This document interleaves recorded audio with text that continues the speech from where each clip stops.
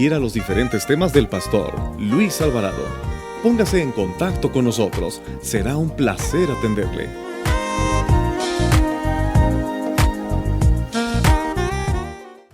He titulado la enseñanza del día de hoy, un roto para un descosido.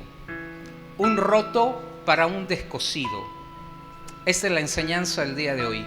Jueces capítulo 17. Vamos a darle lectura, por favor. Yo les pido que ustedes pongan mucha atención, que ustedes pongan muchísima atención en estos 13 versos que vamos a leer, porque es una historia bastante interesante. Dice: había un hombre llamado Micaías que vivía en las montañas de Efraín. Un día le dijo a su madre: te oí maldecir al ladrón que te robó más de 1000 monedas de plata, pero en realidad fui yo quien te las quitó. Aquí las tienes. Y él devolvió las monedas de plata a su madre, quien le dijo: Dios te bendiga, hijo mío. Ahora aparto esta plata para Dios. Con ella voy a mandar a hacer una imagen de madera recubierta de plata y te la daré a ti. De la plata que le había devuelto su hijo, ella apartó 200 monedas y se las llevó a un platero, a quien le pidió que hiciera una imagen tallada en madera y recubierta de plata. Después llevó la imagen a la casa de Micaías, quien había hecho un altar en su casa. Allí tenía otras imágenes y una túnica sacerdotal, y había nombrado sacerdote a uno de sus hijos. En esa época los israelitas no tenían rey, y cada uno hacía lo que le daba la gana. Había también en ese tiempo un joven de la tribu de Leví que vivía como extranjero de Belén en Judá. Un día salió de allí en busca de otro lugar donde vivir, y andando por la zona montañosa de Efraín, llegó a la casa de Micaías, y éste le preguntó: ¿de dónde vienes? Y el joven le contestó: de Belén de Judá, soy descendiente de Leví, y busco un lugar donde vivir. Entonces Micaías le dijo: quédate conmigo y serás mi sacerdote y serás mi consejero, y a cambio yo te daré 10 monedas de plata al año, además ropa y comida. El joven sacerdote aceptó a quedarse a vivir con Micaías y fue su sacerdote particular hasta llegó a ser como uno de sus hijos. Micaías pensaba que teniendo como sacerdote a un descendiente de Leví, Dios lo ayudaría y todo le saldría bien. Un roto para un descosido. Creo que todos hemos escuchado esta frase, un roto para un descosido. Y parece que la hemos ocupado cuando una persona pobre o desvalida se encuentra sin alivio y se encuentra con otra persona que ha pasado la misma situación. Y entonces ambos hablan de su dolor, de su tristeza, de su amargura, ¿verdad? Y se logran pues consolar uno a otro. Pero esta historia es de lo más bizarra, sorprendente e insólita que podemos encontrar. Es una historia que parecería que fue escrita en la actualidad. Una historia con personas de este tiempo. Una historia que parecería que cuando la desglosemos te vas a dar cuenta que pareciera que es tan actual que la escribieron el día de ayer. Una historia de una alianza, de una unidad bastante tóxica, una amistad, una relación de pacto entre dos sujetos que en realidad fue demasiado tóxica. En esta historia nosotros nos vamos a encontrar 3 personajes principales. El primero de ellos nos vamos a encontrar un hombre llamado Micaías. Micaías, que su nombre significa ¿quién es como Dios? ¿Quién es como Dios? En forma de pregunta. O sea, que era un creyente, que era un hombre que creía en el Dios de Israel, en el Dios verdadero. Micaías es su nombre, el hombre que había robado a su madre más de 1000 monedas de plata. Este hombre se llama Micaías. El segundo hombre que nosotros vamos a encontrar en esta historia de los 3 principales es el levita. ¿Y quién es un levita? Es un descendiente de la tribu de Leví. Pero también los descendientes de la tribu de Leví eran aquellas tribu que era la tribu de los sacerdotes. Todos los levitas eran sacerdotes o pastores o líderes religiosos. Ese era su oficio, esa era su tarea. Un levita que viene de la tribu de Leví. No es el nombre de este sujeto. Solamente la Biblia nos dice que pertenecía a la tribu de Leví, mas no nos dice su nombre. Solamente lo menciona como el levita, el que pertenece, ¿verdad?, a la familia de sacerdotes o de pastores. Y por supuesto el último personaje principal, que es la madre de Micaías, a la cual se le robaron estas 1000 monedas de plata. Y vamos a comenzar esta historia. Un roto para un descosido. Nos damos cuenta en estos versos que desde el primer verso nos damos cuenta que hay una corrupción familiar. Vemos que aquí la relación familiar es tóxica, es completamente fuera del orden de Dios, y comienza diciendo que en los primeros versos nos relata que algo sucedió. Esta historia se da en el periodo de los jueces, donde no había rey. Por eso se llama el libro de los jueces, porque no había rey. Entonces Dios levantó hombres para que guiaran al pueblo. Dios levantó jueces para que en algún momento le dieran dirección y pudieran poner orden en el pueblo de Israel. Pero muchas veces esos jueces o esos encargados también se desviaron de Dios. Pero porque no había rey es que Dios levanta a este tipo de personas, a los llamados jueces. También nos damos cuenta en estos versos, en este capítulo, cómo toda la nación de Israel se volvió corrupta. Hubo inmoralidad sexual dentro de las familias, dentro del pueblo de Israel. Hubo inmoralidad dentro del sacerdocio, pero también dentro del gobierno. Y es que esto sucede y esto comienza desde las cabezas. Si la cabeza está mal, todo lo demás cuerpo también estará contaminado. Esto sucede en una casa, esto sucede en una iglesia, esto sucede en una nación. Recuerdo el sexenio de Vicente Fox, cuando Marta Sagún hizo todos sus asuntos de esotería, de magia y de hechicería, que quien tenía las faldas o los pantalones bien puestos era Marta Sagún. Y entonces hizo todo un ritual para ganar el corazón de Vicente Fox y poderse casar. Pero ese sexenio fue conocido como el sexenio del matriarcado, donde quien tomaba las decisiones no era Vicente Fox, sino era Marta Sagún. Y entonces en ese tiempo, en ese sexenio, también hubo un matriarcado en todo lo que es la nación, en todo lo que son las familias. Porque depende de cómo está la cabeza, también estará, en este caso, ¿verdad?, todas las familias y todas las familias de los gobernadores. Porque como está la cabeza, repito una vez más, así estará todo el cuerpo. Si hay desorden en la cabeza, habrá desorden en el cuerpo. Si hay desorden con el cabeza de la casa, con el varón, con el sacerdote, habrá también desorden con la esposa y con los hijos. Esto es una ley, esto es una ley.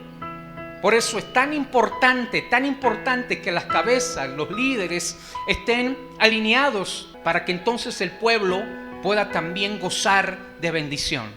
Y entonces, ¿qué es lo que sucede? En estos versos se nos describe que no tan solo fue corrompido la familia, el núcleo familiar, sino también fue corrompida la iglesia, el sacerdocio, pero también la nación. Y en este relato nosotros vemos de la condición en la que estaban las familias. Había una desintegración. La Biblia especifica y dice que en aquellos días la gente hacía lo que le daba la gana, lo que bien le parecía. De acuerdo a lo que ellos pensaran y dijeran que era lo correcto, es la forma en la cual se conducían. No, yo no estoy de acuerdo con lo que dice el pastor. Yo no estoy de acuerdo con lo que dice mi padre. Yo no estoy de acuerdo con esa ley. Y entonces cada quien actuaba y se conducía como bien le daba la gana. Por eso la Biblia especifica que estos eran momentos en donde había una completa anarquía. Vemos la corrupción sacerdotal, vemos cómo estos sacerdotes se corrompieron y pensaron que era una profesión, más no una vocación. Y esto es lo que estaba viviendo en el tiempo de Jueces capítulo 17. Pero nosotros vemos que comienza el relato con una familia. Esta familia de este personaje llamado Micaías y su madre era una familia hebrea, era una familia que conocía al Dios eterno. Pero esta familia era bien acomodada, vivía bastante bien, sin ninguna carencia. Pero hay algo que sucede. El problema es cuando nos alejamos de Dios y aún teniéndolo todo, nada te llena. Este fue el caso de esta familia. Todo lo tenía. Era una familia que económicamente no tenía problemas, materialmente tampoco. Era una familia que vivía en una zona bastante acomodada, como era la zona de Efraín. Y la zona de Efraín era una zona próspera. Era una zona donde todo lo que se daba, se sembraba, entonces se podía recoger. Y todos los negocios que se podían hacer siempre tenían éxito. Por eso era una zona bastante bien. Y entonces estos personajes, esta madre y su hijo Micaía, no tenían ningún problema económico. El problema es que se habían alejado de Dios.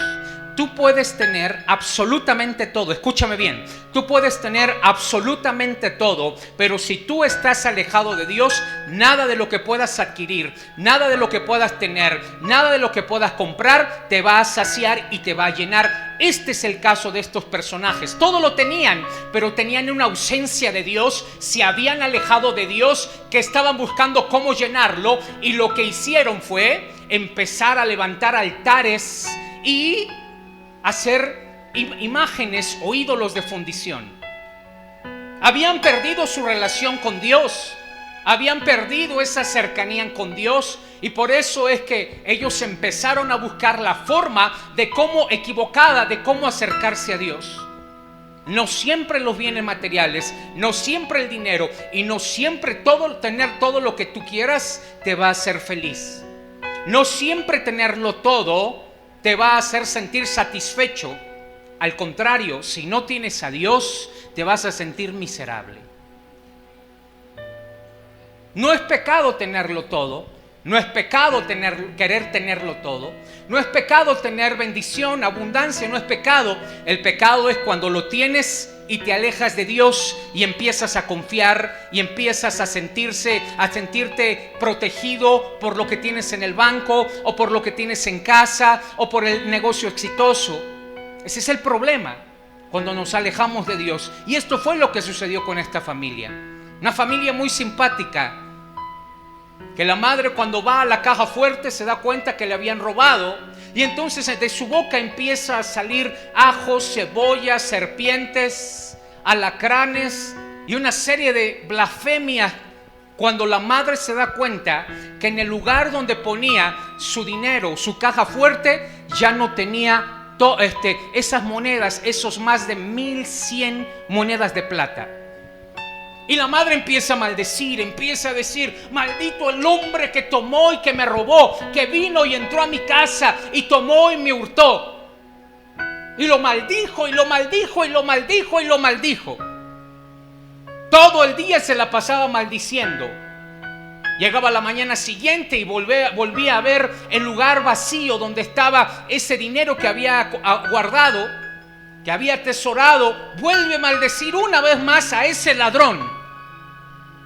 Pero el hijo, teniendo temor de las maldiciones que estaba soltando su madre, tiene que decirle la verdad, y va con la madre y le dice: madre, te he escuchado maldecir todo el día y todo el tiempo al hombre que te tomó ese dinero, pero quiero decirte que ningún ladrón entró a tu casa. Quiero decirte que nadie más te tomó ese dinero más que yo. Yo fui quien te tomó ese dinero.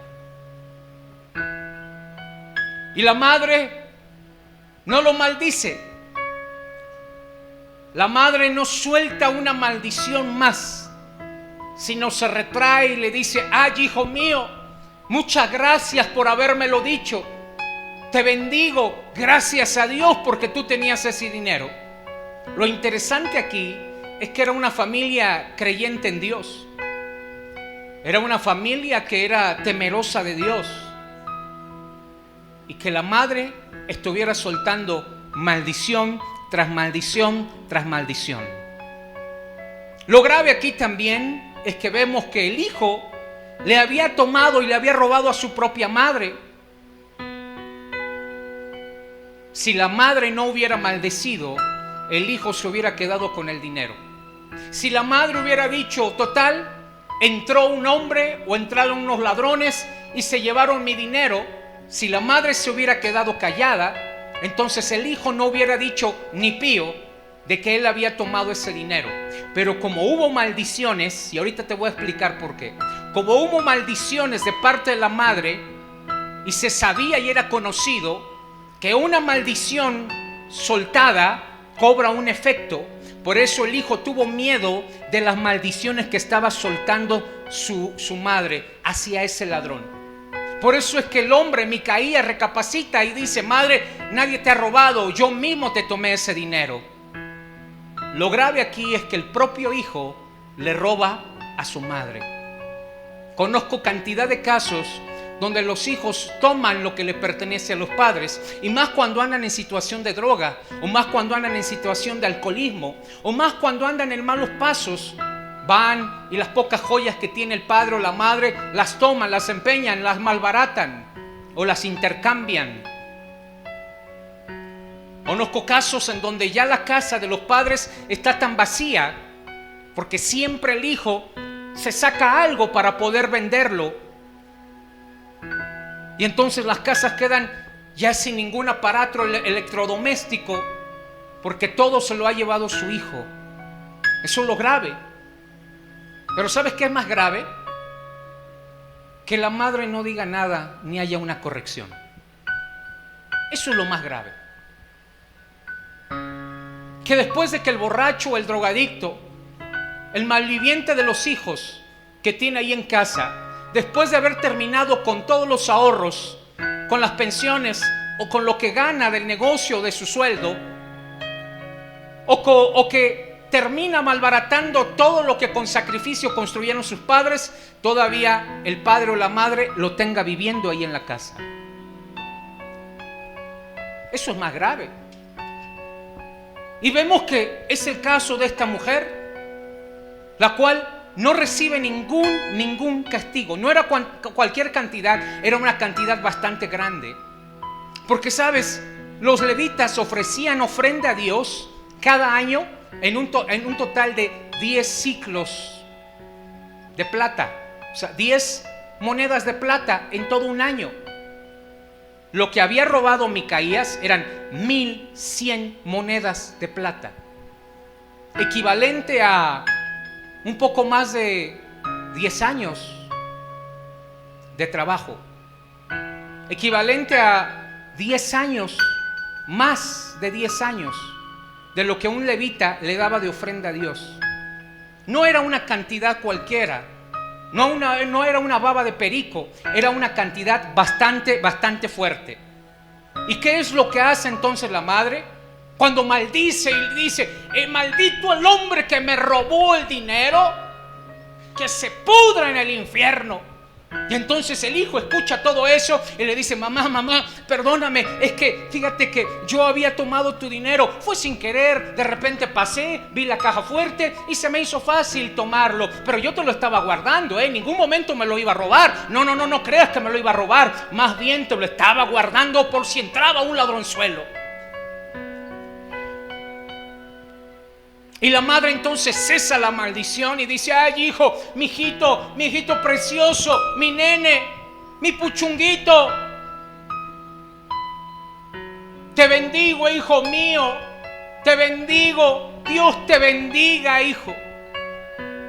Una madre consentidora, una madre que primero maldice y luego bendice, que de su misma fuente, de su misma boca, no puedes producir agua dulce ni agua salada. Y entonces la madre no le da ningún castigo. Es una madre consentidora que en lugar de disciplinarlo, lo bendice.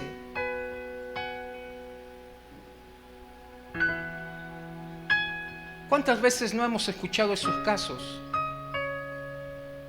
No tan solo que anden en malos pasos, sino finalmente si ya los hombres o las señoritas toman sus propias decisiones, ¿verdad? Y no se acatan a las medidas y a las reglas de la casa, pues entonces también podrían tener ¿verdad?, esa madurez como para emprender el viaje y poderse valer por sí mismas o por sí mismos. Le aplaude su pecado, le aplaude su falta a esta madre. No quiere ver la realidad que tiene un ladrón en su casa. No quiere ver la realidad que tiene un pilluelo, que tiene un futuro narcotraficante, que tiene alguien que va a violar la ley, alguien que va a ser un mafioso, alguien que no va por buen camino. La madre no lo quiere ver, se ciega. ¿Y cuántas madres y padres no son así? Pero pastor, va a cambiar. Va a cambiar. Por eso las madres dicen, ¿y qué comerá mi hijo, pastor, si lo echo a la calle? Todos tenemos algo que se llama el instinto de supervivencia y todos tendremos que hacer algo para poder sobrevivir. Y vemos el caso de esta madre solapadora, consentidora, que le aplaude y le dice: ay, hijo, Dios te bendiga. Cuando lo que debería de haber hecho esta madre es haberlo castigado y haberlo dicho: ¿por qué me robaste y tomaste el dinero que no te pertenece? Viola uno de los mandamientos y uno de los principales: honra a tu padre y a tu madre para que te vaya bien y seas de larga vida. Y honrar no tan solo significa con palabras, sino también con acciones.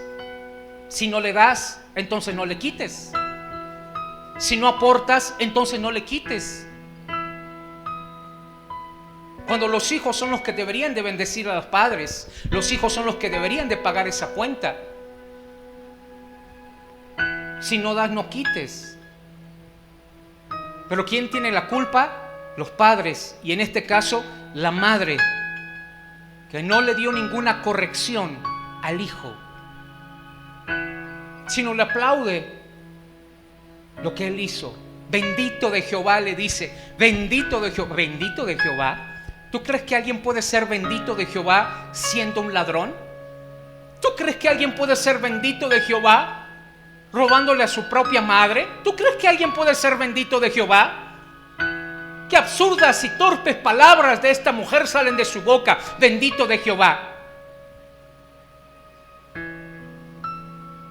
Ella trata de anular la maldición, porque si hubiera sido alguien desconocido, la mujer le sigue maldiciendo, pero como se dio cuenta que era su hijo, quiere anular la maldición y lo que hace es que lo bendice, porque antiguamente se hacía así y se cree, y así es. Tú, para anular la maldición, tú necesitas una palabra de bendición, y eso se da en el mundo espiritual, y eso es cierto. Para anular una maldición, tú tienes que soltar una palabra de bendición. Y aquí yo te estoy dando una llave para que tú seas libre. Si tus padres te maldijeron, si tus padres te dijeron, te maldijeron y te dijeron muchas cosas, entonces dile, y ahora que ya conocen a Cristo, dile que te bendigan. Y si no conocen a Cristo, de todas formas, dile: bendíceme, papá, bendíceme, mamá. Aunque no conozcan a Cristo, dile ahora que te bendigan. Es importante. Si tú has maldecido a alguien, aún alguno de tu familia y alguno de tus hijos, ahora bendícelo. Si tú lo maldijiste en el vientre de tu madre y le dijiste: yo no quiero que este hijo o esta hija nazca, ahora que ya lo tienes grande, bendícelo para que esa maldición que soltaste en su vientre entonces sea anulada a través de una bendición.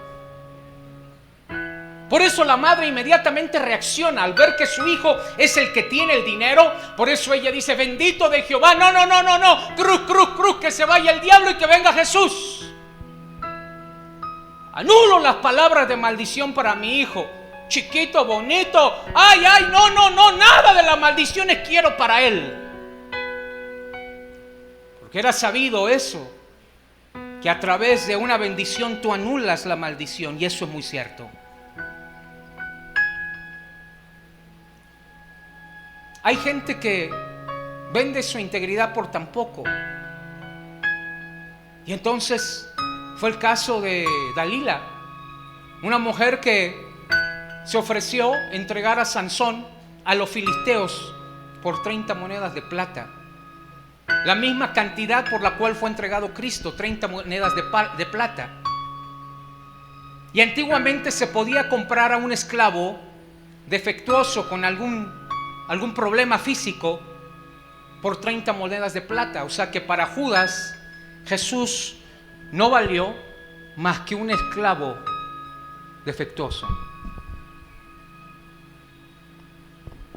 Para Dalila, la vida de Sansón solamente costó 30 monedas de plata.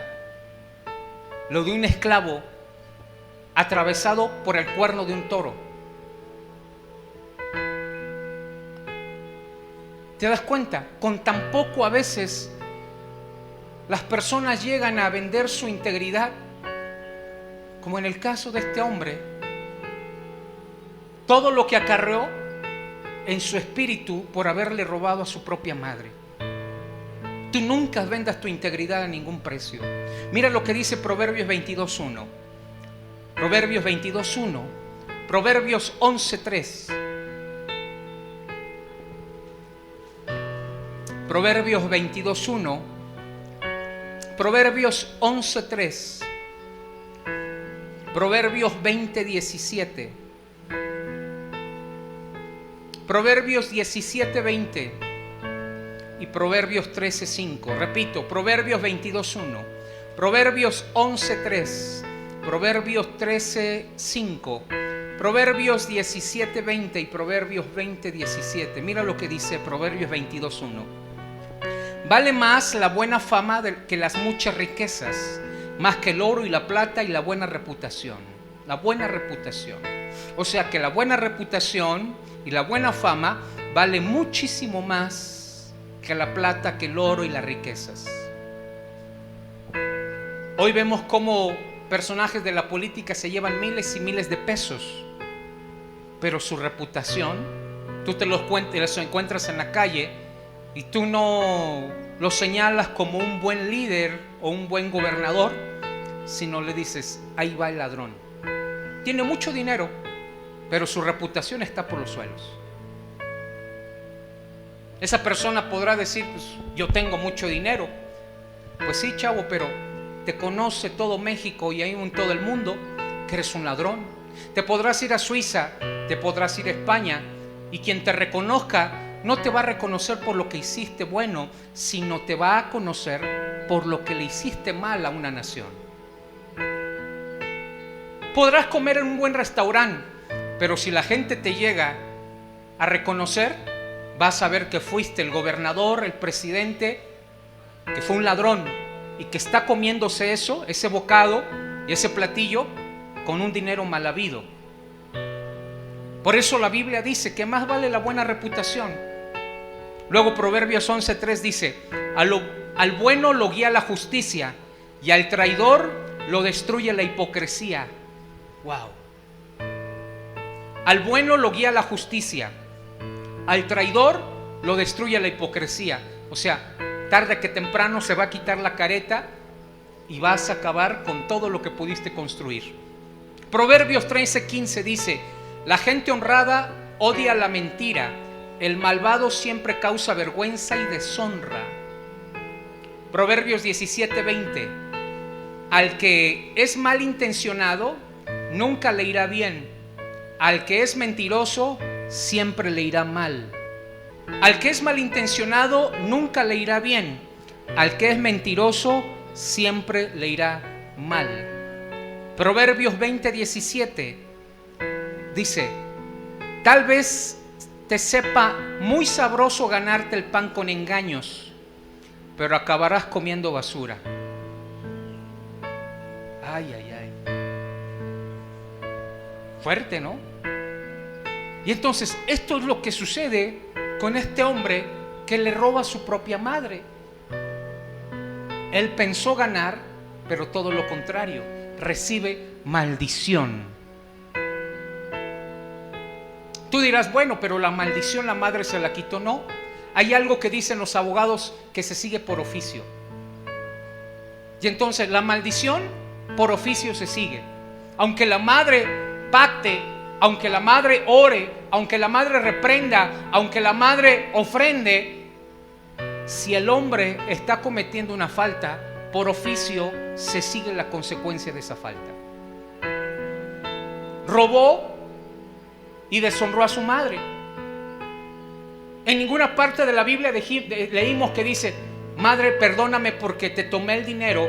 Más bien, nunca él acepta que robó el dinero, ni mucho menos vemos una disculpa. Simplemente lo regresa. Porque para muchos la solución de un problema familiar es olvidarlo. ¿A poco no? Para muchos resolver un problema es decir: está bien, déjalo ya así, no hablemos más y sigamos como si no pasó nada. Y bueno, y después se vuelve a repetir la misma acción. Eso no es un resolver el problema. El que te quedes callado y el que finalmente hagas como que no pasó nada no resuelve el problema familiar, al contrario, lo va a hacer más grande. Y esto vemos que pasó con la madre y este hijo. No hablaron del problema, no hubo una corrección, no hubo un arrepentimiento de parte del hijo. Así lo dejaron. Porque para muchos resolver el problema es eso: dejarlo y hacer como que se olvida.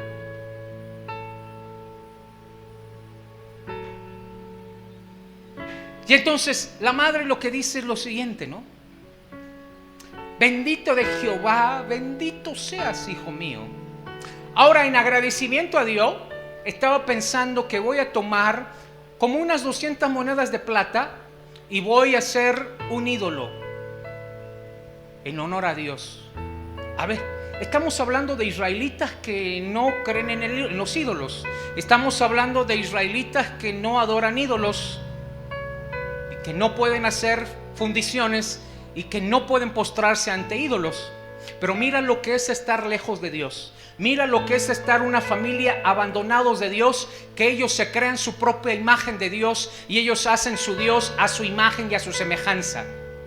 Y entonces la madre dice: pues con lo que me robaste, ay, perdón, no, con lo que me tomaste, hijo, que ya me lo devolviste, pues ahora en agradecimiento y para quitar la maldición, te voy a hacer a ti, mi chiquito, mi gordito, un ídolo, y te lo voy a poner en tu casa, grande, de plata, así que brille, bien pulido.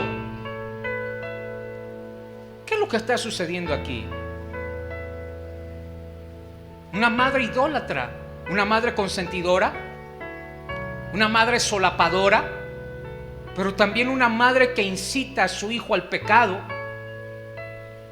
una madre que se vuelve idólatra y que acarrea también y se lleva entre los pies a su hijo y lo hace adorar y construir ídolos. En verdad, he dedicado a Dios este dinero. ¿Y sabes qué es lo que buscaba la mujer? Redimir la maldición, redimir las palabras que había soltado, pero resultó peor. ¿Sabes por qué? Porque no tan solo fueron maldiciones y ella dijo: voy a quitar la maldición, sino más bien la maldición la llevó a su casa. Cuando le hace un ídolo a su hijo, salió peor. Lejos de redimir la maldición, ahora construye un ídolo. Porque en la antigüedad se redimían las acciones con cosas buenas. En la antigüedad se redimían las maldiciones con bendiciones. Por eso, cuando tú no conocías a Dios y fuiste con el santo para que te hiciera un milagro, ¿sabes que muchos de los santos hicieron un voto, no tan solo un voto de castidad, sino también un voto de pobreza? Hay muchos santos, demasiados santos. El 90% de los santos a los cuales tú les pediste, tú les oraste y tú les prendiste una veladora, el 90% de esos santos hicieron un voto no tan solo de castidad, sino también hicieron un voto de pobreza. O sea, que ellos no tendrían ningún bien material, que ellos no tendrían riquezas, y si las tenían, la donaban a la iglesia, se los daban a los pobres. Y hicieron ese voto de pobreza. Y cuando tú vas con ese santo, o fuiste con ese santo, y le pediste a ese santo, te aliaste con él y dijiste: este es el santo de mi elección, este es el santo, el bueno, no el santo patrono. A mí me ha hecho muchos milagros. Y le pusiste en su ropa el hilito, ¿verdad? Para que te hiciera el milagro o en agradecimiento al milagro. Y cuando tú tuviste un santo de tu devoción, tú te uniste, tú te pactaste con él. Y entonces también entraste en un pacto como él lo entró, que fue en el asunto de la riqueza. Tu pacto de pobreza. Y entonces le ofrecías finanzas, dinero, y le depositabas en las cajas. Le llevabas ofrenda, veladoras, flores, incienso. Si era el caso de la santería o de la espiritismo, pues le llevabas manzanas rojas, aloguá, yemayá, semillas, legumbres, sacrificios de animales, y todo eso te costaba dinero. Y entonces, ¿qué fue lo que hiciste cuando tú adoraste un ídolo, un santo, un demonio, un dios? No tan solo ofreciste tu vida, no tan solo pactaste a tu familia cuando le pusiste la foto de tu hijo para que te lo salvara. No tan solo ofreciste a tu familia cuando lo pusiste en el altar y pusiste una foto familiar. No tan solo le ofreciste tu vida y tu familia, sino también le entregaste tus finanzas. Es el poder de la ofrenda. Es el poder de a quien le das, ese Dios entonces te responde. Y a ese Dios que tú le das, ese Dios es con el que entras en pacto. Por eso cuando venimos a Cristo, algo que no nos han enseñado es a que tenemos que romper precisamente con las maldiciones financieras a la cual nosotros nos unimos al santo, al ídolo, al demonio, al Dios. Porque lo que hiciste en tus primeras ventas fue y lo entregaste al ídolo. Y algunos eran mucho más religiosamente dándole al ídolo, que apartaban a lo mejor lo primero que vendían y decían: esto es para la iglesia, esto es para el santo, esto es para sus flores del santo, estas son para sus veladores de la Virgen, esto es para esto. Eras mucho más religioso antes de ser cristiano.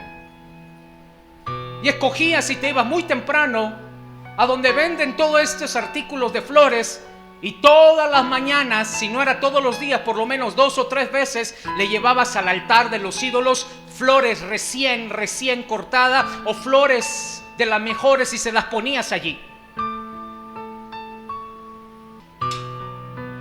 Y hoy, pues es Dios, pues dale de lo que sobra. Y entonces maldijiste tus finanzas, entraste en una relación con el Dios, con el santo, con el hechicero, con el ídolo. Y cuando venimos a Cristo, entonces lo primero que deberían de enseñarnos es eso, a romper con nuestras maldiciones monetarias, financieras. ¿Y cómo es? Dándole al Dios verdadero. Por eso se llama ofrenda. Depende al Dios a quien tú le ofrendas, ese Dios se manifiesta. Pero nosotros hemos tomado la ofrenda como una pedidera de dinero. Hemos tomado el tiempo de ofrenda y de diezmo como ya nos van a sacar dinero. ¿Y por qué tenemos que darle a Dios? Yo te pregunto, ¿por qué entonces le tenías que dar al santo y se lo dabas contento y con mucha fe? Pero no se tratara de la bruja o del hechicero, porque la bruja y el hechicero te decía: a mí dame 10,000 pesos y yo te hago el trabajo. Y tú decías: pero no tengo. A él no le podías decir no tengo, porque te decía tan fácil: ¿quieres el trabajo o no quieres el trabajo? Sí, yo veo cómo le hago. Y pedías prestado, vendías algo, vendías el auto, ¿verdad? Sacabas a rédito, como fuera, vendías la joya y hacías algo, pero finalmente detenías su dinero al brujo, al hechicero, al babalao. Y hoy entonces dice: pues hoy no tengo, pastor. Pero no fuera la bruja, porque muchos de ustedes gastaron no unos cuantos cientos de pesos, algunos de ustedes gastaron miles. Algunos de ustedes pagaron 50,000, 60,000, 100,000 pesos por un trabajo de hechicería.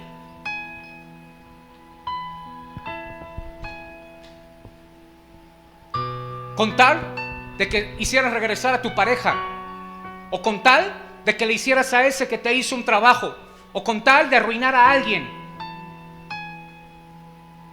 Porque el babalao o el brujo te decía tajantemente, pues no hay dinero, pues no hay trabajo, pues búsquele por otro lado. No, ya hasta le rogabas al tipo, ¿le puedo ir dando por pago? Y entonces ahora el sacerdote de Dios, cuando viene y te dice ofrendémosle a Dios,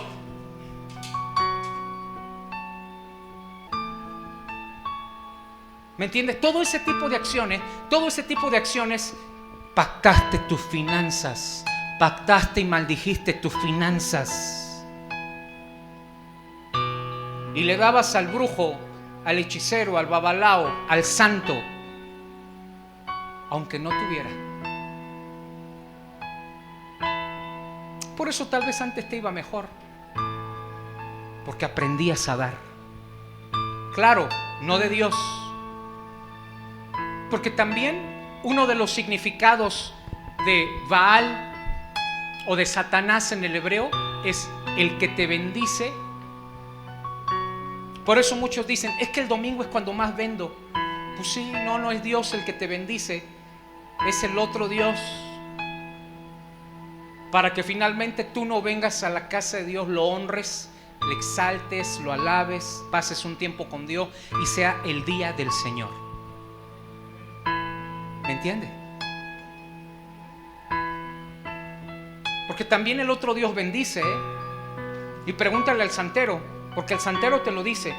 Yo estuve en el cristianismo, pero nunca Dios me contestó.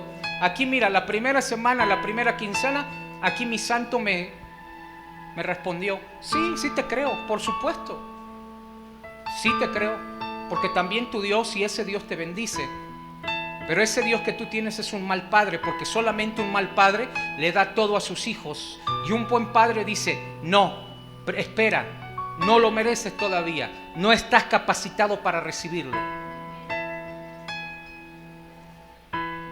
Y entonces, ¿qué es lo que pasa?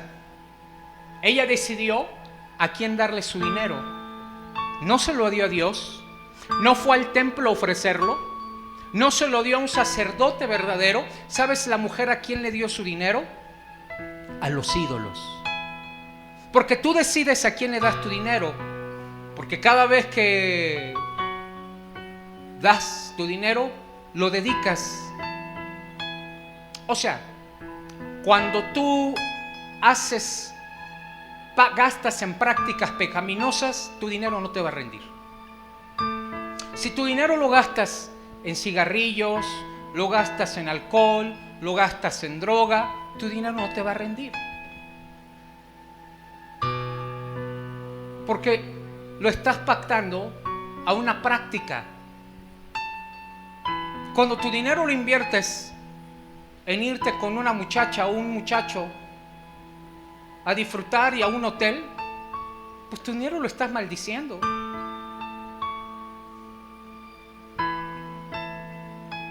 O sea, es lo que ganas, fíjate, es lo que ganas. Y te tomas un porcentaje para cigarro, para alcohol, para alguna otra práctica. Finalmente estás maldiciendo tu dinero. Eso es dedicar tu dinero. Cuando lo inviertes en la gente equivocada.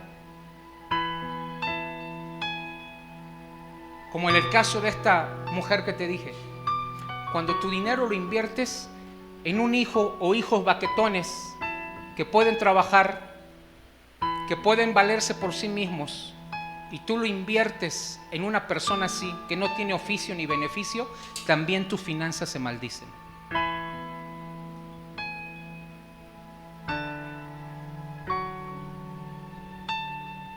Cuando lo malgastas sin una buena orientación o por prioridades, tu dinero se maldice. Cuando lo gastas en porquería y media y no por prioridades. Y cuando no le das a Dios autoridad sobre tu dinero, le das autoridad al enemigo de que tome tu dinero.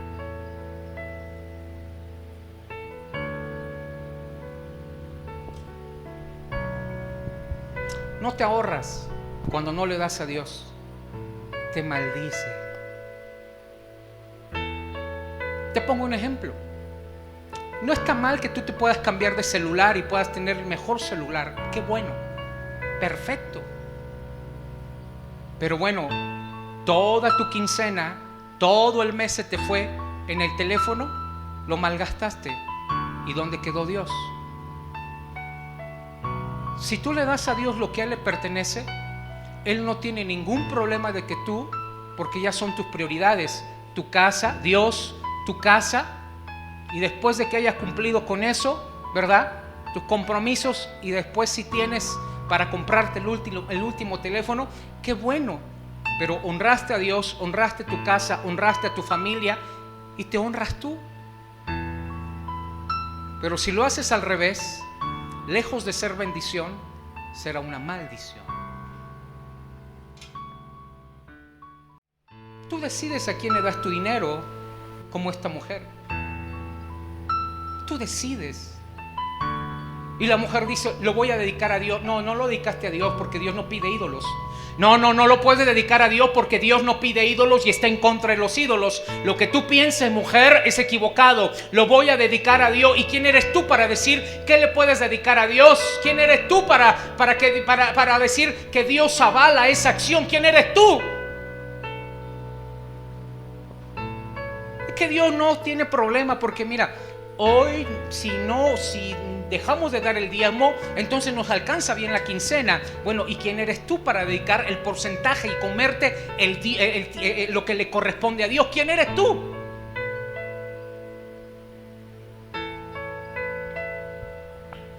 Eso fue lo que hizo esta mujer. Imágenes de talla. Y una imagen de talla es una imagen que es manipulada por el hombre. De fundición, entregó su oro, entregó su plata para ser un ídolo.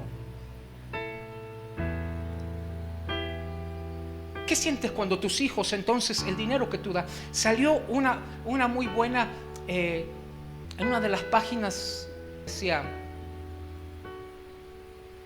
era más o menos algo así como de un joven que estaba en la universidad y entonces le pide a su papá 500 pesos para irse de parranda con sus amigos. Y entonces ya estando en la fiesta él reflexiona y ve los 500 pesos y entonces se acuerda de su padre que era trailero o que manejaba un camión y entonces sacó la cuenta de cuánto se gastaba, cuánto le pagaban a él por hora. Y entonces llega a la conclusión de que esos 500 equivalen a un porcentaje de horas trabajadas por su padre detrás de un volante.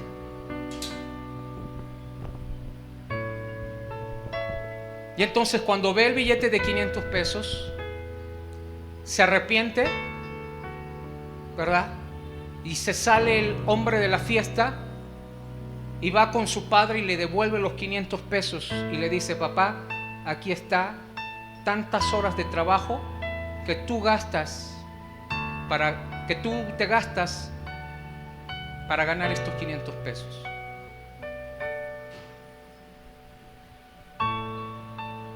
Y es cierto. ¿Qué te parecería a ti que entonces tus hijos malgasten lo que tú les das? No en cosas que les sean de beneficio. Ahora, trasládalo a Dios. Dios te bendice para que bendigas a los tuyos, a tu familia. Te bendigas tú. Viajes tú. Tengan zapatos tus hijos, tengan ropa tus hijos, tengan alimento tus hijos, tengan leche, pan, fruta, verduras en casa, haya comida, los gastos de la casa se paguen. Dios te bendice para hacer eso, para que salgas con tus hijos, no para que salgas con la amante, para que tú compres unos zapatos, sino para que lo estés fumando, para que viajes, no para que lo malgastes con los amigos, porque eso maldice tus finanzas. Y entonces se hizo una imagen de talla, de fundición, de oro, de plata. Y dice que entonces la mujer le hizo ese ídolo y se lo dio al hijo y le dijo: mira, hijo, y se lo llevó a su casa y lo puso. Y dice que tenía vestiduras sacerdotales, tenía terafines. ¿Y qué son terafines? Dioses pequeños. Ahora lo que conocemos como las estampitas que se guardan en las carteras o los colguijes que se tienen, ¿verdad?, en forma de ídolo. Esos son terafines de acuerdo al hebreo en la Biblia. Efod dice que se hizo un efod, o sea, una vestidura sacerdotal. Y el hombre entonces hizo su casa todo un santuario lleno de hilos. Un hebreo que conocía al único Dios verdadero, tapizó de ídolos pequeños, grandes y de todo tipo, de madera, de piedra, de oro, de plata. Tapizó su casa. Y dice la Escritura que entonces, ahí en el verso, vamos a leer el verso número 6. En aquellos días de Jueces capítulo 17. Jueces 17, verso número 6. Aquí viene lo interesante. Aquí viene un roto para un descosido. Verso número 6. En aquellos días no había rey en Israel y cada uno hacía lo que bien le parecía. Pero había un joven de Belén de Judá, de la tribu de Judá, el cual era levita y forastero allí. El hombre partió de la ciudad de Belén de Judá para ir a vivir donde pudiera encontrar lugar. Llegando a su camino en el monte de Efraín, vino a casa de Micaía.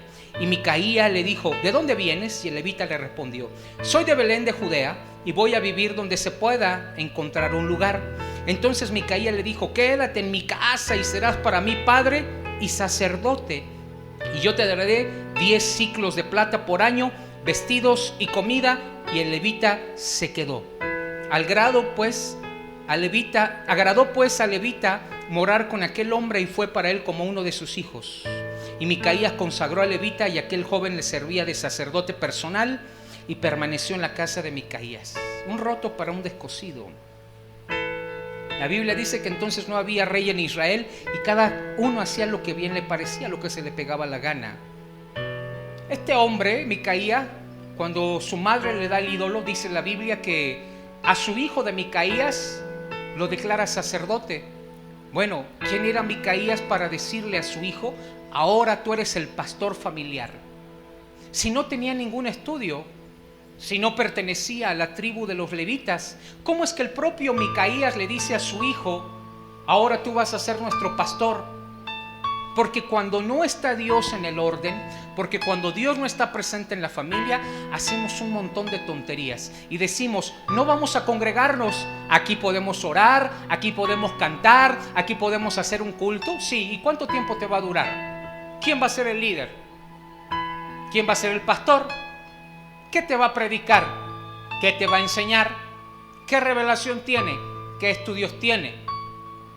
No me vengas con esas patrañas, porque la gente, con tal de no congregarse y decir es que todas las iglesias y todos los pastores son iguales, estoy tan decepcionado de las iglesias, tan decepcionado de los pastores, que mejor me quedo aquí en mi casa. Haces bien lo que bien te parece, porque la Biblia dice: no dejando de congregarte, como muchos ya se les hizo una costumbre. Y entonces dicen: no, aquí oramos, aquí alabamos, aquí cantamos, aquí ponemos nuestras prédicas de YouTube. Y haces una mezcla que ya después me escribes o me llamas por teléfono y me dice: es que estoy tan confundido, uno dice una cosa, otro dice otra cosa. Eso te pasa por andar buscando entre todos los moles. Es que unos dicen una cosa, otros dicen otra cosa, y finalmente a ninguno de ellos le puedes preguntar, porque como no te conocen, ¿verdad? Y solamente eres discípulo de video, de internet, pero no tienes un pastor que te guíe y no tienes un pastor que entonces te pueda despejar tus dudas o hacértelas más grandes. Y ese es el problema de muchos, que hacen lo que bien les parece.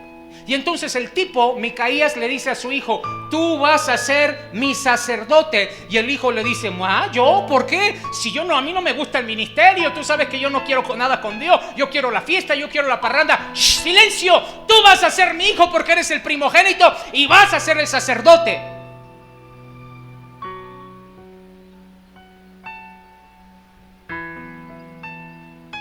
Vuelvo a repetir, porque cuando Dios no está en una familia, se hace un montón de desmanes y se llegan a conclusiones que no son bíblicas. Con dinero se puede hacer casi cualquier cosa.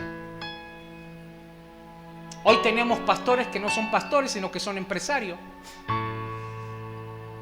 Nada más porque al empresario se le ocurrió, pues, empresario cristiano, y dice, pues lo mismo sería manejar una empresa que una iglesia, ¿no? Finalmente tiene gente, se mueven finanzas, pues vamos a poner una iglesia. Y entonces surgen las iglesias como empresario. También son de todos los moles, ¿no? En su tiempo fueron, en el sexenio de Felipe Calderón, diputados y a la vez pastores. No, pero no digas que somos pastores, porque eso va en contra de la ley. Somos los directores. Y entonces las casas del Chapo Guzmán, pues se las dieron a ellos, ¿no?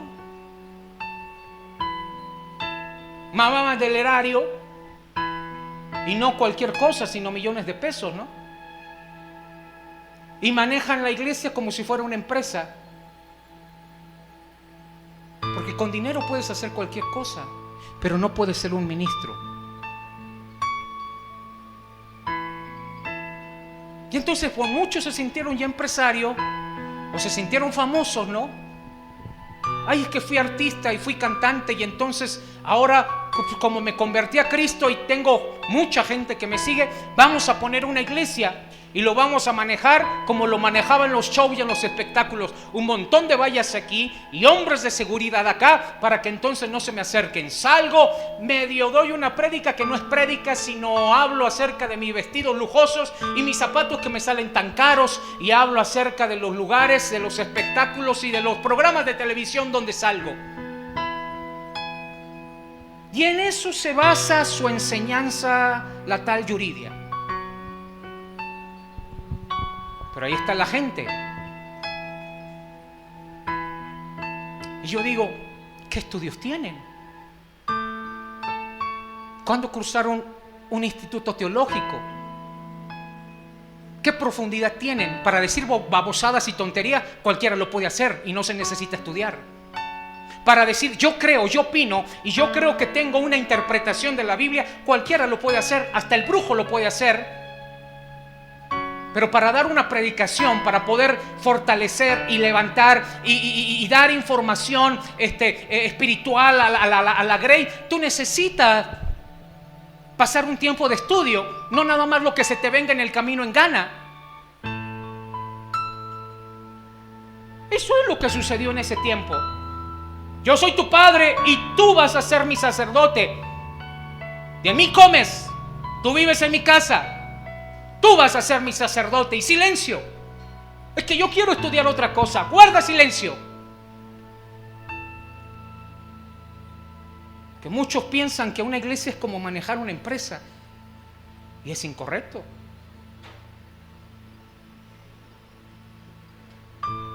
Y tenemos tantos casos de estos, tantos casos de estos. Que he escuchado cada barrabasada y cada estupidez y cada tontería. Y cuando he tenido oportunidad de decirle a algunos de ellos, a un tipo, uno de ellos que era un cantante de allá de los 80, el tipo se le estaba ocurriendo autografiar las Biblias. Dio su testimonio y ahí el tipo después salió en una mesita, la gente lo estaba saludando. Ya sabe cómo a veces la gente es medio idólatra. Y entonces se hizo una fila ahí para que se tomaran la foto y saludar a este cantante de un grupo famoso. Y el tipo estaba ahí, ya casi la muchacha le hacían aquí, fírmame aquí. Porque los he visto también que hacen semejante babosada. He escuchado en los conciertos de Marcos Witt diciéndole a Marcos Witt, te amo, quiero un hijo tuyo. El tipo autografiando las Biblias. Yo me enojé y fui y le dije, oye, ¿tú fuiste el autor de la Biblia? No, ¿por qué? ¿Por qué entonces la estás firmando? Tú no eres nadie para estar firmando la Biblia. Y ahí los chicos ahí, ¿quién te firmó? Fulano. ¿Me entiendes? Con dinero y con fama creen que se puede levantar un ministerio y una iglesia. Lo más estúpido que puede haber, puede llevar a la gente a la condenación eterna por desviarlos en un camino equivocado y por adorar a un Dios que no es el Dios verdadero. ¡Qué peligroso es eso! Porque esas almas te las van a demandar, escúchame bien, esas almas te las van a demandar, esas almas te las van a demandar. Conozco un tipo empresario que quiso aliarse conmigo, que tiene una iglesia. Pero después me entero que después de su reunión, como hace mucho calor, váyanse por las chelas, tomen. Es que hace mucho calor y mientras está predicando, se está echando su chela, ¿no? Y aquí habían 2 muchachos que iban para allá. Y no me dejarán mentir. La muchacha que llega, muchacha que le lanza el can, y muchacha que sale embarazada, ¿no? Venía una mujer aquí conmigo de otro país, se fue para allá. El día que fue él a visitarme y a querer hacer una alianza a la iglesia de Catepec, fue con esta muchacha. Y entonces muy orgullosamente dice: ahora yo me congrego con el pastor. Meses más adelante tratan de hacer una negociación de esas que hacen negocios medio turbio. Pero no solo eso, la seduce y entonces la deja embarazada. Y cuando la deja embarazada la bota y la corre de la iglesia. La esposa sabe todo este asunto y ella dice: pues no es la primera vez.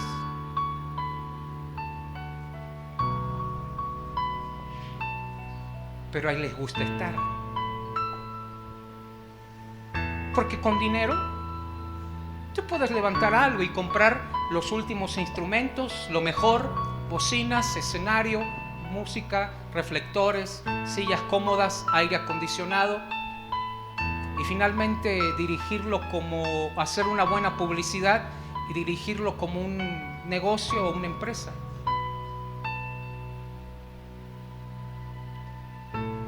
Y muchos de ellos están metidos en ese tipo de cosas.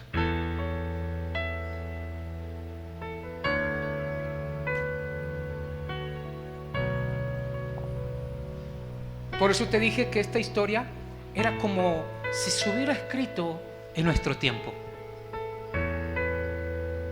Tú vas a ser mi pastor. Y ya cuando de repente se encuentra, ¿verdad?, un levita despistado, un sacerdote, dice que había salido de la casa de Belén. La palabra Belén significa casa de pan, lugar donde Dios mora. O sea, el tipo, el levita, el sacerdote, el pastor se aburrió de cantar, de orar, se aburrió de los religiosos, se aburrió de los que predican sana doctrina, se aburrió de los himnos, se aburrió de eso y dijo: ya basta ya, vámonos y vamos en otro lugar. Y entonces el levita y el sacerdote se fue, caminó y dijo que quería un lugar donde encontrar, reposar, donde empezar una nueva vida. Y el sacerdote se encuentra con Micaías, un roto para un descosido. ¿Qué haces por acá? Y el levita le dice: fíjate que me salí de la casa de paz, de la casa de Belén, de la casa de pan, de la casa de Dios, de la iglesia, de todo ese ritual religioso. Me salí queriendo empezar una nueva vida, algo aventurero. ¿Tienes dónde vivir? No, no tengo dónde vivir. ¿Me dices que eres de la tribu de Leví? Sí. ¿Eres del linaje de los sacerdotes? Sí. ¿Tienes sangre de sacerdote? Sí. Y entonces dice la Biblia que Micaías se lleva al levita a su casa, lo sienta, le sirve de comer abundantemente y entonces entra en una negociación y le dice: Micaías, ¿sabes qué? Fíjate que yo tengo una casa que he acondicionado como para una iglesia. Tengo ídolos de todo, eso tengo en mi casa, mira, pasa. Y entonces el sacerdote ve, sacerdote, levita, que estaba en contra de la idolatría, entra, mira el santuario y le dice: ¿sabes qué? Se me está ocurriendo algo, le dice Micaías. ¿Por qué no eres mi sacerdote personal? Mira, yo te propongo pagarte lo que tú das al año, yo te lo puedo dar en un mes. No, y no tan solo eso, casa, comida, vestido, zapato, viático, yo te doy todo eso si tú te quedas como mi sacerdote personal. ¿Y sabes qué dijo el levita? Pues de aquí soy, ¿no? Dios te mandó eres Dios, Dios respondió a mi oración. Y dice la Biblia que entonces se quedó el levita a morar con Micaías en su casa y se convirtió, fíjate bien, se convirtió en su padre. Y le dice a Micaías: te propongo que no tan solo seas mi sacerdote. Mira qué tan peligroso es esto. Mira qué tan peligroso.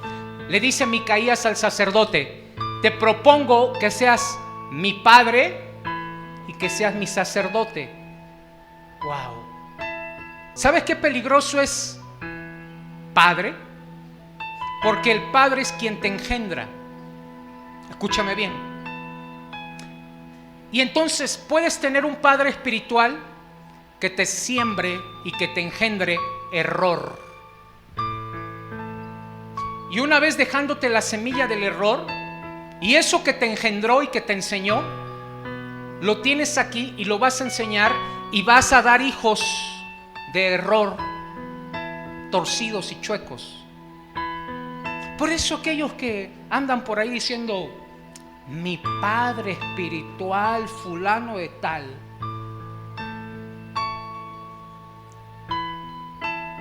Y muy orgullosos tengo amigos pastores que dicen: es que tengo a mi padre espiritual arrogantes, soberbios. No conozco a ninguno que esté bajo la cobertura de este hombre que sea arrogante, soberbio, patán.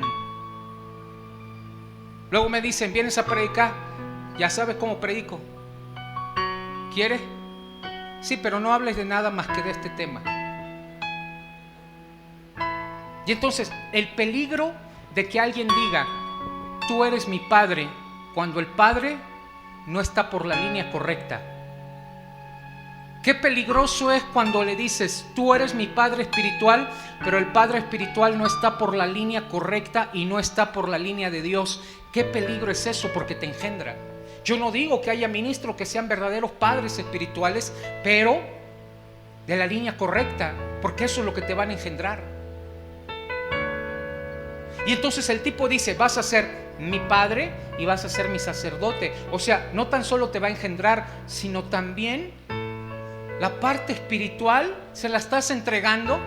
O sea, si este tipo está mal, te vas a la condenación eterna, te vas al infierno por toda la eternidad. Si este tipo te enseña y te engendra algo equivocado, entonces te vas a la condenación por culpa de un sujeto.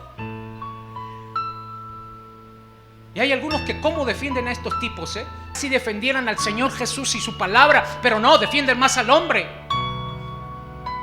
Y no te metas con mi padre. Y entonces empiezan a decir: porque él tiene un ministerio tan grande y tiene más grande la iglesia que tú estás celoso porque él es famoso y porque él es exitoso.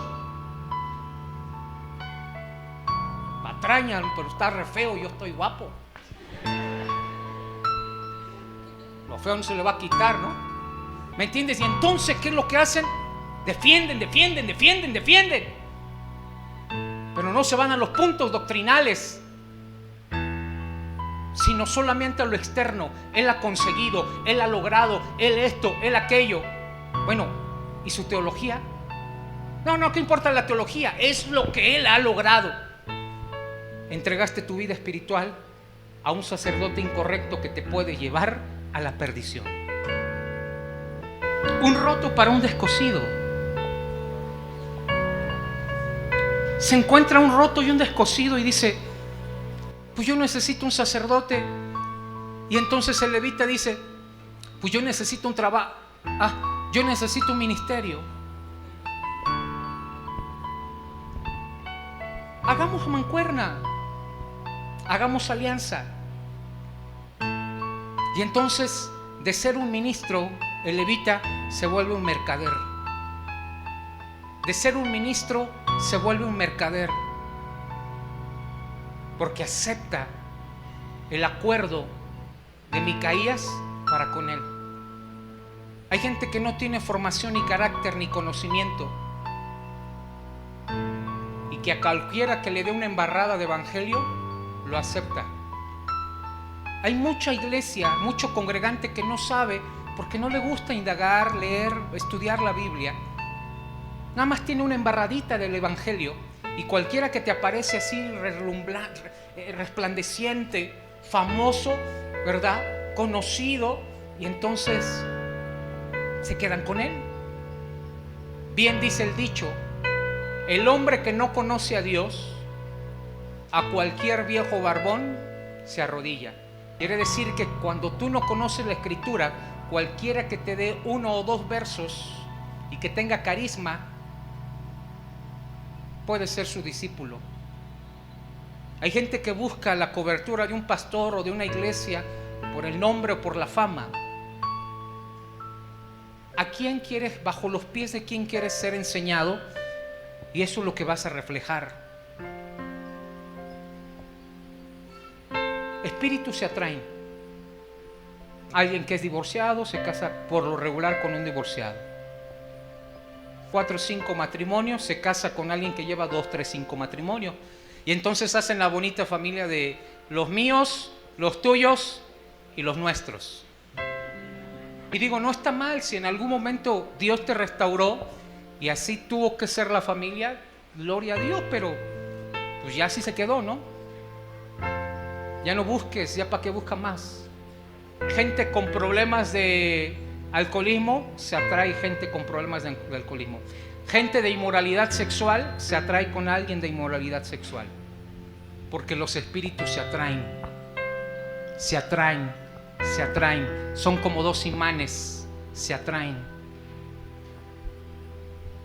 Psicológicamente pues tiene una respuesta. La gente busca personas con la misma problemática. Espíritus se atraen. Y fíjate cómo esta mezcla de Micaías y de Levita, exactamente igual, se atrajeron y pactaron. Ten cuidado con quién haces pacto, Por eso cuando hay problemas, cuando tú tienes una relación sexual fuera del matrimonio, porque la Biblia dice que ya no son 2 sino ya es 1, y se vuelven 1. No tan solo te vuelves 1 en cuerpo, o sea, no tan solo te uniste sexualmente y te volviste 1, sino también la Biblia dice 1, y eso se refiere a que lo que tú tienes interiormente se une con la otra persona. O sea, si el tipo está batallando con depresión y tú te unes como señorita con él, ¿sabes qué va a pasar? Tú vas a tener problemas de depresión. ¿Me entiendes? Porque te volviste 1, ya no 2 sino 1. Pero hoy en día es tan fácil tener una relación sexual y dicen, pues bueno, ya soy grande, yo ya sé las complicaciones que pueden haber, sé cuidarme y entonces preservativo. No, aunque uses preservativo, lo espiritual es lo espiritual y lo espiritual te lleva a unirte con esa persona aunque uses preservativo. Y entonces por eso luego andan llorando y diciendo, es que no lo puedo dejar, no puedo dejar de pensar en ella, es que me uní tanto. Claro, porque te volviste 1 solo y no puedes romper con eso, porque te volviste 1 solo, cuerpo, alma y espíritu. Por eso lloriqueas y lloriqueas y lloriqueas, porque fue algo tan sólido y algo que te ligó.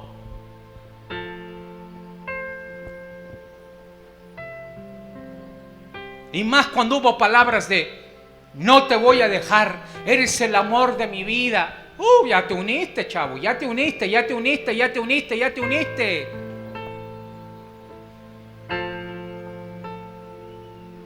Eres mi vida, eres todo para mí. Está bien, sí, pero cuando ya tu mira es hacia algo más, ¿por qué te tienes que atar antes de tiempo? No es que sea religioso, finalmente haces lo que tú quieres. Lo que te estoy diciendo es que estoy cuidándote para que no te cueste trabajo y si en algún momento tienes que romper esa relación, la rompas. No hay compromisos, no hay pactos, no te uniste. Para que dejes de estar llorando y diciendo, es que no voy a la iglesia porque estoy en depre, porque no vino tu hija. Ay, es que está en depre, pastor.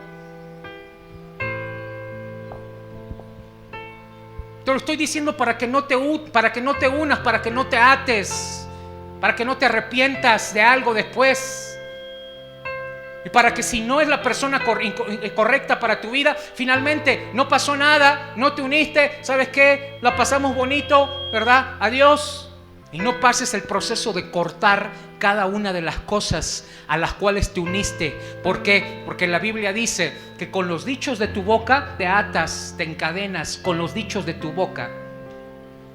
Voy a estar contigo para siempre. ¿De veras? Siempre voy a estar ahí cuando me necesite. Por favor. Díselo cuando ya es tu prometido, tu prometida. Átate, únete a él, sí. Pero cuando no miras a nada, es que es un pasatiempo, pastor. Eso no me voy a quedar con él. No te vas a quedar con él. Ya te quiero ver unos meses.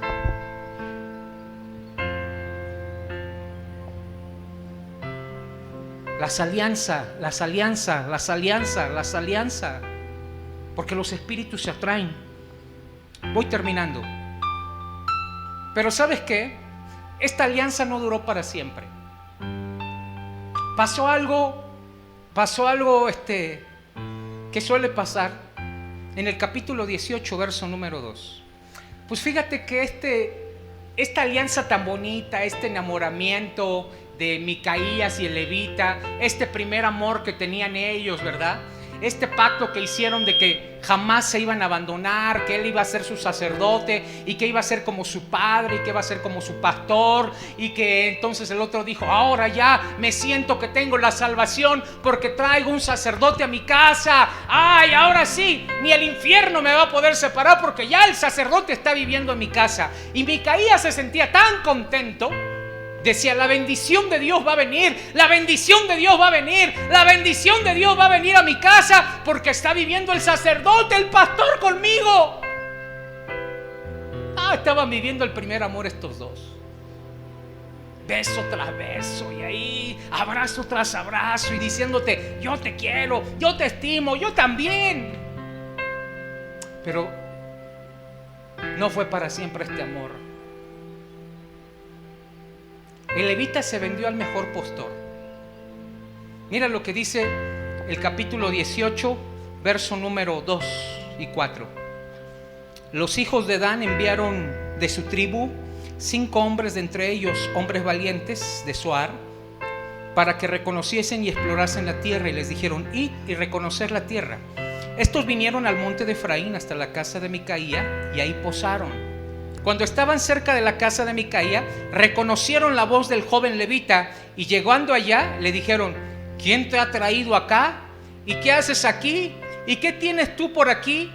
Y el levita respondió: de esta y de esta manera han hecho conmigo Micaía, y me ha tomado para que sea yo su sacerdote. O sea, ya los que lo conocían al levita, y entonces dice la Biblia que el levita le cuenta todo a estos hombres de Dan. Pero más adelante, en el verso número 15, dice: cuando llegaron allá, vinieron a la casa del joven levita, en casa de Micaía. O sea, ya hasta tenía casa el levita. Dice, y le preguntaron cómo estaba. Y los 600 hombres que eran de los hijos de Dan estaban armados de sus armas de guerra a la entrada de la puerta. Y subiendo los 5 hombres que habían ido a reconocer la tierra, entraron y allí tomaron la imagen de talla que le había hecho su mamá. ¿Se acuerdan? El efod, los terafines y la imagen de fundición, mientras estaba el sacerdote a la entrada de la puerta con los 600 hombres de armas. ¿Qué sucede acá? Bueno, una vez que lo reconocen a levita, dice que llegan a la casa de Micaías y llegan al departamento que ya tenía el levita. Y estos hombres tomaron todas las fundiciones, todos los ídolos que había hecho Micaías, y se los robaron. Micaías, acuérdate que dijo que la bendición venía y que le iba a ir muy bien si estaba el sacerdote con él. ¿Y qué fue lo que pasó? Le robaron. Y entonces el sacerdote va entrando a la casa y lo ven que estos hombres están quitando todas las imágenes, todo se lo están llevando, los terafines, las imágenes de talla, todo se lo están llevando.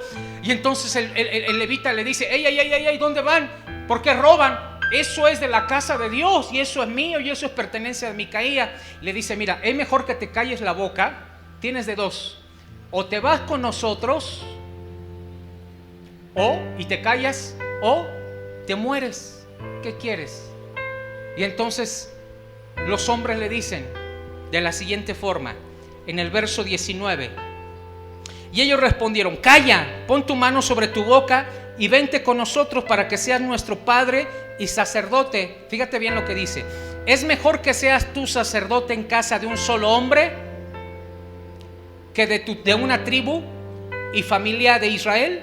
Y se alegró el corazón del sacerdote, el cual tomó el efod, los terafines y la imagen que se fue en medio del pueblo. O sea, le dicen: guarda silencio y te vas con nosotros, o aquí te mueres. Y entonces le dicen los hombres: ¿qué quieres ser? ¿Pastor de una sola familia o pastor de todo un pueblo? Y dijo: no, pues pastor de todo un pueblo. Y dice la Biblia que el mismo levita les dijo: bueno, a ver, les ayudo. O sea, el mismo hombre les ayuda a llevarse las cosas que le pertenecían a Micaía. Cuando están cargando las cosas, llega Micaías y les dice: ¿por qué me hacen esto?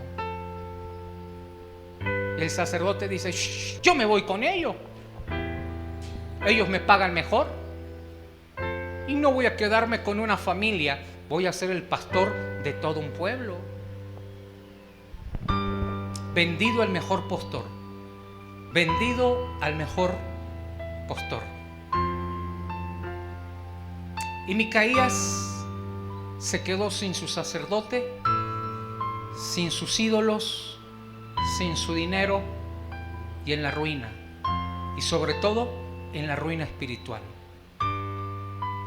Y el levita, como un buen mercader de la fe, se fue y pastoreó a más gente, más dinero, más poder, más fama. Y eso es lo que va a pasar si en algún momento tú no decides poner en orden la vida familiar, la vida personal, y no buscas a Dios. Eso es lo que va a suceder. Habrá una confusión, que cerrarás un negocio con la persona incorrecta. Entrarás en un trabajo donde te absorban y operen como Faraón subyugaba a los israelitas. Gastarás, invertirás, o más bien gastarás y malgastarás en lo que no es correcto. Cuando dejas a Dios fuera de tu casa, empiezas a hacerte tus propias ideas y a hacer lo que bien te parece.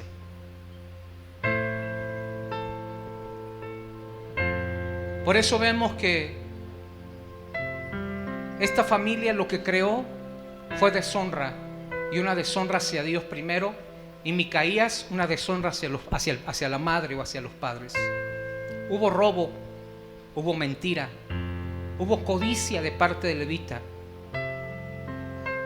hubo idolatría, que se corrompió el ministerio, que el levita estuvo de acuerdo con los ídolos, aceptando el ministerio como si fuera un trabajo, y permitió todas las faltas en la familia. Qué grave es esto, cuando el pastor permite los pecados en la familia y es cómplice. Qué grave es esto, cuando el pastor permite y se sabe que se está cometiendo un pecado, una falta, y el pastor no corrige. ¿Sí me explico? Que a pesar de que nos lo cuentas, nosotros te decimos, pues es que una canita al aire, pues no la hace bien. Pues si tu esposa no te está complaciendo, pues entonces no podemos dejarte en tu pecado. Nosotros, o por lo menos yo, te enseño y tú tomas tu decisión.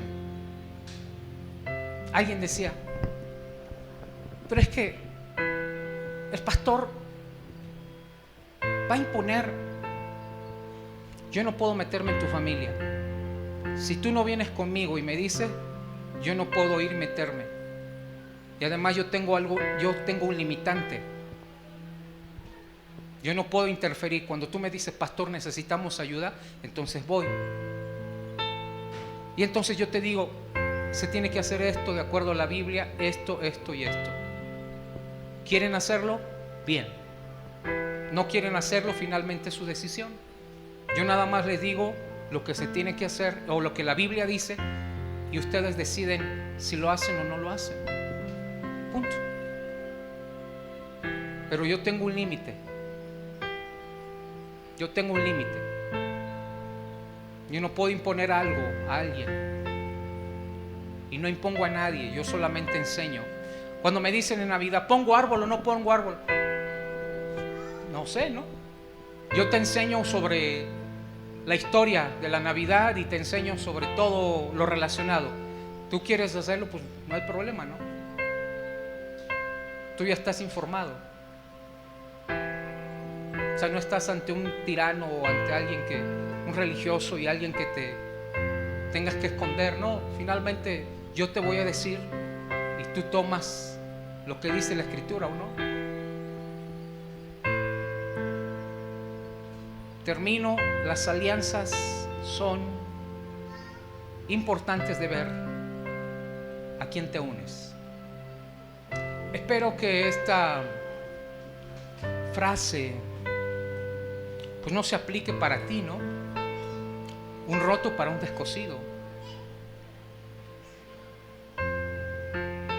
Espero que tú no atraigas a la gente incorrecta a tu vida. Hay algo que se llama la ley de la atracción. Tú atraes lo que tú piensas y tú atraes lo que tú eres. La ley de la atracción. Lo que yo te decía hace un momento. Tú atraes lo que no has sanado. Tú atraes lo que no te has liberado. Tú lo atraes. Hay dos decisiones importantes que tú tienes que tomar en tu vida. La decisión más importante de tu vida es aceptar a Cristo en tu corazón, porque eso decide tu eternidad. Esa es la decisión más importante. Aceptar a Cristo o no aceptarlo, porque eso decide tu destino final. No lo aceptas, condenación eterna. Lo aceptas, salvación eterna. Segunda decisión importante en la vida, ¿con quién te casas? ¿Con quién te casas? Es la segunda decisión más importante de la vida. Y algunos ya a mitad del camino se dieron cuenta que era pues no la persona correcta.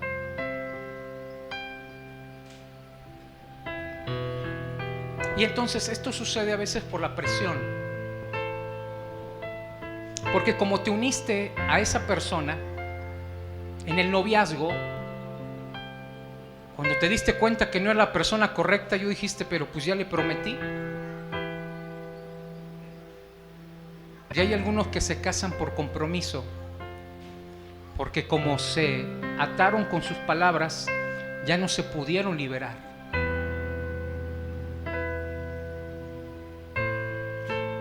Por eso tienes que tener mucho cuidado cuando estás empezando una relación,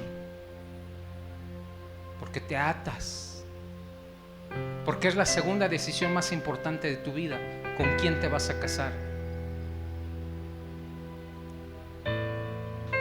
Por eso no digas algo incorrecto. Y si tienes que zafarte de esa relación, záfate lo más pronto posible. Hablo de los solteros. Ya me estaba haciendo ilusiones, dicen algunos. Tenemos que tener cuidado con quién nos unimos en el aspecto emocional, en el aspecto sentimental, en el aspecto doctrinal incluso, en el aspecto de negocios. Porque teniendo una alianza equivocada, puede suceder algo como lo que sucedió con Micaías y con este levita. Algo que te lleve a alejar de Dios, algo que te lleve a alejar de tu familia, algo que te lleve a cambiar tú.